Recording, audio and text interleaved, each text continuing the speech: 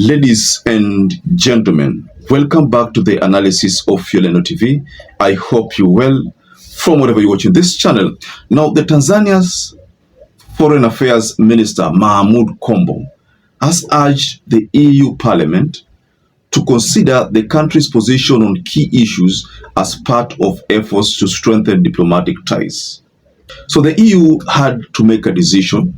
The decision was to pass a vote that was going to block the disbursement of the 156 million euros, which is closely to about 23.3 billion Kenya shillings, which was under the 2025 action plan.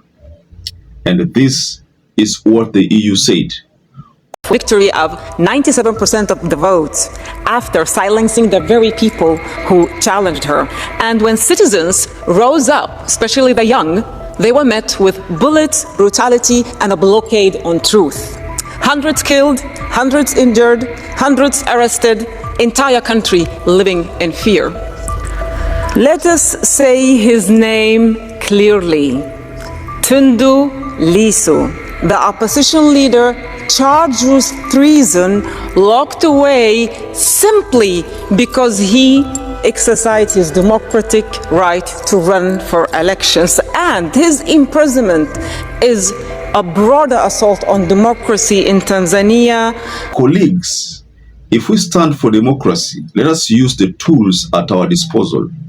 All EU funds must be stopped immediately. All political prisoners must be released immediately. That is what David McAllister, who is a member of the European Parliament, said. And that was a very serious statement. And all political prisoners must be released immediately. So this is now the pressure that is facing the Foreign Affairs Minister. He has been tasked with the responsibility of trying to save face, trying to convince the European Parliament to look here, that Tanzania is democratic, is a democratic nation, that Tanzania has totally reformed. But how is that going to work if at all TUNDU LISSU is still behind bars? The charges: treason. Treason leads to death. The EU Parliament, almost all of the speakers were talking about the issue of TUNDU LISSU. They believe that he was detained simply because he opposed the electoral laws, and they called it treason, and they put him behind bars. And the case has not even taken a clear direction. The judges are also still confused, but TUNDU LISSU is still in court. Still goes to court. But these cases do not make sense. According to EU Parliament, the case put on TUNDU LISSU does not make sense. So what McAllister has said, David McAllister, I want to just listen to this part. Colleagues, if we stand for democracy, let's use the tools at our disposal. All EU funds must be stopped immediately. All political prisoners must be released. You see, take note of this, must. That's a precondition. If at all the Foreign Affairs Minister want any kind of agreement with the EU, the first thing that they must do is they must release TUNDU LISSU. So in another way, what's being said is that first of all, release TUNDU LISSU, then correct the ills of the government, try to work around the proposals by the opposition, then come talk to us. So it's a precondition given to the Foreign Affairs Minister, Mahmoud Kombo.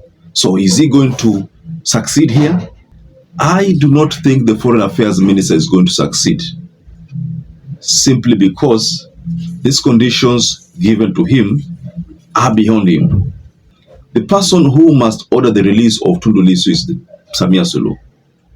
But probably there are things which TUNDU LISSU has been told to agree to before he can be released, but he has suddenly declined. So I'm suspecting there are conditions which TUNDU LISSU has been given. If he agrees to the condition, then he'll be released. He must have denied, rejected those conditions. So that is the main reason why maybe he's still behind bars. But that must change, because EU is not going to listen to Tanzania if TUNDU LISSU is still behind bars. So who is going to blink first? That's another question, ladies and gentlemen. Is it the EU? Is it the Tanzania government? Right now, based on what has been talked or said about the foreign affairs minister, then I think the person who will blink first will have to be Tanzania. You want the billions. First of all, release TUNDU LISSU.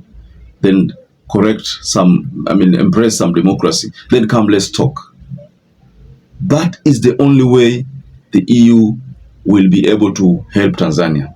If that does not happen, it means, because that will not happen, it means Tanzania will continue to suffer, will not get this development package, because they will not get the development package and their budget needed it. It means they will lag behind. Of course, I still remember the president of Tanzania said they will largely rely on domestic funding. It means people paying more taxes, all that. But again, if they to rely on domestic funding, then what about the statement that came from the police boss that people should be given fuel 2 liters? Boda boda should get 2 liters. Tuk-tuk should get 2 liters only for them to survive.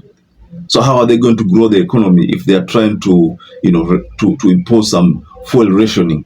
And it's not that there is a scarcity of the commodity, no, but it's because they want to curtail, to deny people the right to peacefully picket, the right to demonstrate. They don't want those people in Tanzania to engage in those kind of activities. So they would rather people don't get this commodity, that's the fuel commodity, so that they curtail any kind of picketing, any kind of movement, or any kind of demonstration. That actually is the idea behind that denial of petrol. It was not a good move. I shared the video and I saw your responses. It was a very strange kind of directive coming from a police. And I was wondering, how comes a police can just say, give 2 liters and everybody follows that order?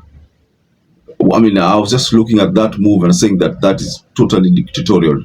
There's no way you can just deliver such a statement and expect everybody to start selling, to start rationing. That should not be under the police docket. Maybe some ministry through the parliament or the office of the president.